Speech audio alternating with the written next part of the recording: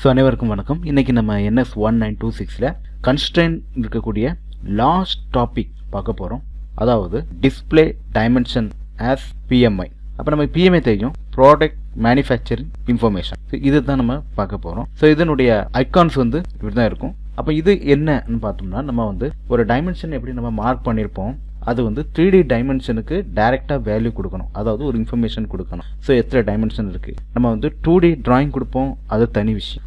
நமக்கு 3D modelling இருக்கும். அதே சமயம் நமக்கு டைமென்ஷன் நமக்கு மார்க் பண்ணணும்னா, அதாவது டைமென்ஷன் எவ்வளோ இருக்குன்னு நம்ம செக் பண்ணோம்னா, அனலைஸில் போய் மெஷர்மெண்ட் எடுத்து நம்ம செக் பண்ணுவோம். ஸோ இதை நம்ம ஏற்கனவே டைமென்ஷன் கொடுத்தப்போம், அந்த டைமென்ஷன்லேயே நம்ம PMI அந்த டூல்ஸை எடுத்து அதை செட் பண்ணியிருப்போம். எது நமக்கு டிஸ்பிளே ஆகணுமோ அதை நமக்கு தெரியணும்னு வச்சுருந்தேன்னா, இந்த டிஸ்பிளே இந்த டைமென்ஷன் ஆஸ் PMI. ஸோ இந்த கான்செப்டை நம்ம யூஸ் படுத்தலாம். ஸோ இதனுடைய விண்டோ என்ன இருக்குது, எந்த டைமென்ஷன் நம்ம செலக்ட் பண்ணணுமோ அதுக்குரிய டைமென்ஷன் என்ன இருக்குது. ஸோ இது நீங்கள் டைமென்ஷன் நீங்கள் செலக்ட் பண்ணிக்கிட்டு நீங்கள் அந்த டைமென்ஷனில் திருப்பி ஏதாவது எடிட் பண்ணணும் அப்படி ஒரு கான்செப்ட் நீங்கள் பண்ணிட்டீங்கன்னா, நீங்கள் இதில் நீங்கள் இன்னொரு விண்டோஸ் ஓப்பன் ஆகும். ஸோ அந்த விண்டோஸுடைய பேர் ஃபியூச்சர் டைமென்ஷன் இருக்கும். ஸோ இந்த டைமென்ஷன் மூலமாக தான் இதில் ஒரு சப் மெனு மாதிரி தான், அதாவது சப் விண்டோ மாதிரி சொல்லலாம். இந்த சப் விண்டோவில் இதற்குரிய டைமென்ஷனை நம்ம சேஞ்ச் பண்ணோம்னா இதிலே சேஞ்ச் பண்ணலாம். நம்ம ஏற்கனவே ஸ்கெட்சில் நம்ம போய் சேஞ்ச் பண்ணுவோம், அந்த மாதிரி சேஞ்ச் பண்ண மாட்டோம். இதுலேயே நம்ம டைரெக்டாக சேஞ்ச் பண்ணுவோம். இது எப்படி நம்ம சேஞ்ச் பண்ண போகிறதான் இன்னைக்கு நம்ம பார்க்க போகிறோம்.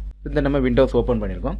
இப்போ அந்த PMI சொல்லக்கூடிய அந்த டூல்ஸ் எங்கே இருக்குன்னு பார்க்கலாம். நம்ம இந்த கன்ஸ்ட்ரெயினில் இது வரைக்கும் ஜாமெட்ரிக், மேக் சிமெட்ரிக், ஸோ இதனுடைய கன்ஸ்ட்ரெயின் டூல்ஸ் பார்த்தோம். அப்போ இது எங்கே இருக்குன்னு பார்த்தா, இதே கன்ஸ்ட்ரெயினில் இந்த லாஸ்ட் இந்த ஐக்கான் இருக்குல்ல, இதை நீங்கள் கரெக்டாக பாப்பப் பண்ணுங்கள். இதில் ஒரு ஆப்ஷன் இருக்குது பாருங்கள், இந்த டிஸ்பிளே டைமென்ஷன் ஆஸ் PMIன்னு இருக்குது. ஸோ இதை நீங்கள் டிக் பண்ணணும். நீங்கள் டிக் பண்ணேன்னா ஆட்டோமேட்டிக்காக இந்த இடத்துல வந்துடும் பாருங்க, இந்த டிஸ்பிளே ஆஸ் PMIன்னு வருதா பாருங்க. இது டைமென்ஷனுக்குள்ளதுன்னு இருக்குது. அப்போ டிஸ்பிளே டைமென்ஷன். ஸோ இது மூலமாக தான் நம்ம கிரியேட் பண்ண முடியும். எப்படின்னு நம்ம பார்க்கலாம். இப்போ இந்த இடத்துல நான் இந்த ஒரு சர்க்கிள் நான் ரஃப் ஆட்டு நான் செலக்ட் பண்ணுறேன். ஸோ இந்த டைமென்ஷன் இருக்குது, நான் 50 mm டயமீட்டர் இருக்குது. ஸோ நான் ஒரு வேல்யூ செட் பண்ணியிருக்கேன். இந்த ஸ்கெட்ச் கன்ஸ்ட்ரெயின் ஆகிட்டு. அப்போ இந்த டைமென்ஷன் இன்னும் இருக்குது. அதே சமயம் இந்த இடத்துல நான் டைரெக்டாக ஃபினிஷ் கொடுத்துறேன். அதே மாதிரி இன்னொரு இதில் நியூ ஃபைல் ஓப்பன் பண்ணுறேன். ஸோ இது ஆட்டோமேட்டிக்காக நமக்கு எந்த ஃபைல் செட் பண்ணணுமோ அதே மாதிரி செட் பண்ணிங்க. ஒரு பொசிஷன் இருக்குது, மாடல். ஸோ நேம் கொடுத்து மில்லிமீட்டர் எல்லாம் செக் பண்ணி நம்ம பார்த்துலாம். இது ஃபர்ஸ்ட் பேஜ், இது செகண்ட் பேஜ் இருக்குது. செகண்ட் பேஜ்னா அதே மாதிரி ஒரு ஸ்கெட்சை நான் ஓப்பன் பண்ணுறேன். ஓகே கொடுக்குறேன். ஸோ ஓகே கொடுத்துட்டு இதே சர்க்கிள் இதே மாதிரி நான் கிரியேட் பண்ணி இதே மாதிரி இந்த இடத்துலையே நான் 50 கொடுக்குறேன். இந்த வேல்யூவும் ஆட்டோமேட்டிக்காக இங்கே செட் ஆகி வந்துட்டு. சரியா? அப்போ இந்த வேல்யூ என்ன இருக்குதா, ஸோ இப்படி இருக்குது. இந்த இடத்துல நான் ஃபினிஷ் கொடுக்குறேன். ஸோ ஃபினிஷ் கொடுத்துட்டு நான் இந்த இடத்துல விண்டோவை, இந்த ஆப்ஷன் இருக்குது, நான் டபுள் இது செலக்ட் பண்ணுறேன். ஸோ 2 விண்டோவான்னு வந்துட்டு, அதாவது ஆல்ரெடி நம்ம இங்கே இருந்த மெனுஸ் இங்கே வந்துட்டு. இப்போ இந்த ரெண்டு இருக்குது, மாடல் 2, இது மாடல் 1. அப்போ இந்த 2 இதுக்கும் என்ன டிஃப்ரெண்ட் இருக்குன்னு நம்ம ஒரு சின்னது பார்க்கலாம். இப்போ எனக்கு இந்த மாடல் 1 இருக்குது. ஸோ இந்த மாடல் 1ல் எனக்கு இப்போ இந்த டயமீட்டர், இந்த சர்க்கிளுடைய டயமீட்டர் 50 இருக்குது. இப்போ எனக்கு இந்த சர்க்கிள் எனக்கு சேஞ்ச் பண்ணணும் இருந்துன்னா, நீங்கள் இந்த சர்க்கிளை கிளிக் பண்ணணும். இல்லை எனக்கு இந்த இடத்துல ஒரு 60 mm வேணும் நான் சேஞ்ச் பண்ணோம்னா, நமக்கு டேரெக்டாக அந்த ரேடியல் டைமென்ஷன் ஃபீச்சருக்கு இதில் போயிடும். ஸோ நமக்கு இதில் சேஞ்ச் பண்ணணும். அப்புறம் ஃபினிஷ் கொடுத்து ஓகே கொடுத்துருக்கேன். ஆனால் இது நான் இப்போ இந்த சர்க்கிளை நான் செலக்ட் பண்ணுறேன். இல்லை எனக்கு ஸ்கெட்சுக்குள்ளே போகணும். அப்போ நம்ம ஸ்கெட்சை டபுள் கிளிக் பண்ணுறோம், அதுக்குள்ளே போய் டைமென்ஷன் சேஞ்ச் பண்ணுறோம். அப்போ இப்போ இந்த மாடல் 2 நான் செலக்ட் பண்ணுறேன். இப்போ இந்த மாடல் 2ல் இப்போ நான் பார்க்குறேன். இப்போ எனக்கு இந்த மாதிரி ஸ்கெட்சுக்குள்ளே போகாமல் டேரெக்டாக எனக்கு PMI இன்ஃபர்மேஷனோட வெளியே இருக்கணும். நம்ம செலக்ட் பண்ணால் இந்த டிஸ்பிளே ஆன் டைமென்ஷன் இருக்குது. ஸோ இதுதான் அந்த விண்டோ. ஒரே ஒரு ஆப்ஷன் மட்டும் தான், டைமென்ஷன் மட்டும் தான் நம்ம செலக்ட் பண்ண போகிறோம். எந்தெந்த டைமென்ஷன். இப்போ நம்ம ஒரு எக்ஸாம்பிளுக்காக ஒரு சர்க்கிளை நான் காட்டுறேன். இதே மாதிரி நம்ம ஒவ்வொரு டைமென்ஷன் ட்ரா பண்ணி ஒரு காம்ப்ளிகேட்டடான ஒரு டயக்ராம் நீங்கள் ட்ரா பண்ணியிருப்பீங்க, ஒரு ஸ்கெட்ச் ட்ரா பண்ணியிருக்கீங்க. உங்களுக்கு எந்தெந்த ஸ்கெட்சில் இன்ஃபர்மேஷன் தேவை இருக்குதோ நீங்கள் அதெல்லாம் நீங்கள் செலக்ட் பண்ணிக்கிட்டு ஓகே கொடுத்துருங்க. ஓகே கொடுத்தோன்னு இதில் சேஞ்ச் ஆகாது. ஃபினிஷ் கொடுத்துருங்க. ஆட்டோமேட்டிக்காக உங்களுக்கு இதில் ஒரு சேஞ்ச் இருக்கும்.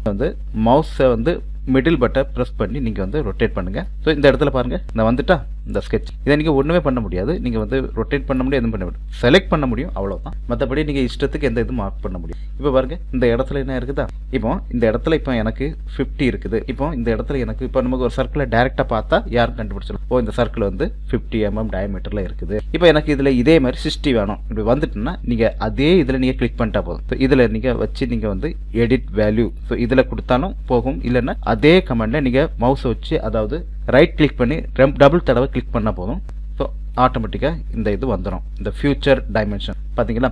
ஸோ இதுதான் அது என்னன்னு நம்ம பார்க்கணும். அப்போ இந்த ஃபியூச்சர் டைமென்ஷனில் என்னெல்லாம் இருக்குன்னு பாருங்கள். ஃபியூச்சர் டைமென்ஷன் அண்ட் PMIன்னு இருக்குது. இப்போ ஃபியூச்சர் டைமென்ஷனில் என்ன இருக்குது, இந்த செலக்ட் ஃபீச்சர். நம்ம எந்த ஃபீச்சரை செலக்ட் பண்ணுறோம் செலக்ட் பண்ணிக்கிட்டு இதில் வந்து ரிலேஷன் ஃபீச்சர்னு ஒரு சப் மெனுஸ் இருக்குது. ஸோ ஆட் டிபெண்டன்ட் ஃபீச்சர்னு இருக்குது. ஸோ அது நமக்கு தேவை இருக்குது. இந்த வேல்யூ இருக்குன்னு சேஞ்ச் பண்ணிடலாம். So add all dimension feature, நீங்கள் வந்து எத்தனை டைமென்ஷன் செக் பண்ணிருக்கோ அதோடைய டீட்டெயில்ஸ் எல்லாமே இங்கே வரும். ஸோ இதுதான் செலக்ட் ஃபீச்சர். இப்போ டைமென்ஷன், ஸோ இந்த டைமென்ஷனில் தான் இதில் நீங்கள் வந்து முக்கியமாக கவனிக்க வேண்டியது இருக்குது. ஸோ இந்த டைமென்ஷன் இந்த வேல்யூ இருக்குதுன்னா இப்போ பாருங்க, இந்த இடத்துல திருப்பி ரைட் கிளிக் பண்ணுறேன். ஸோ இந்த டைமென்ஷன் வேல்யூ வந்து இதில் வந்து நமக்கு ஒரே ஒரு பாயிண்ட் மட்டும் தான் வந்திருக்கு. ஸோ பாருங்க, இந்த பாயிண்ட் வேல்யூ வந்திருக்கா.